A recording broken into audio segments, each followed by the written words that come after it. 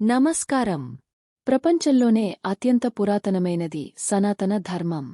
ఇది కేవలం మతం కాదు, ఒక జీవన విధానం. కాని నేటి వేగవంతమైన ప్రపంచంలో మన పూర్వీకులు అందించిన కొన్ని అద్భుతమైన అలవాట్లను మనం మర్చిపోతున్నాం. అవేంటో ఈ వీడియోలో చూద్దాం. 1. నేలపై కూర్చుని భోజనం చేయడం. ఏం మర్చిపోతున్నాం? డైనింగ్ టేబుల్స్ వచ్చాక మనం కింద కూర్చోవడం మానేశాం. నిజం. మనం కింద సుఖాసనంలో కూర్చున్నప్పుడు జీర్ణక్రియ, డైజెషన్ మెరుగుపడుతుంది.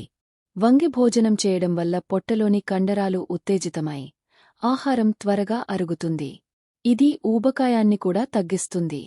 2. రాగి పాత్రల్లో నీరు. ఏం మర్చిపోతున్నాం? ప్లాస్టిక్ బాటిల్స్ వాడకం పెరిగిపోయింది. నిజం. రాత్రంతా రాగిపాత్రలో నిల్వ ఉంచిన నీటిని తాగడం వల్ల శరీరంలోని 3 దోషాలు వాత, పిత్త, కఫ సమతుల్యం అవుతాయి.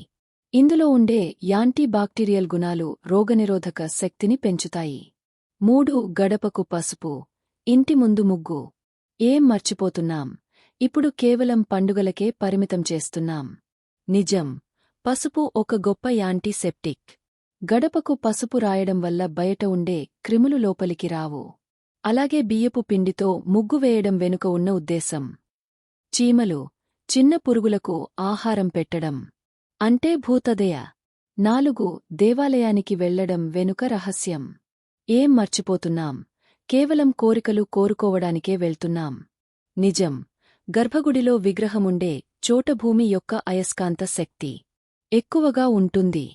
మనం గుడిలో చెప్పులు విప్పి నడవడం, గంట కొట్టడం, ఇది మెదడులోని 2 భాగాలను యాక్టివేట్ చేస్తుంది.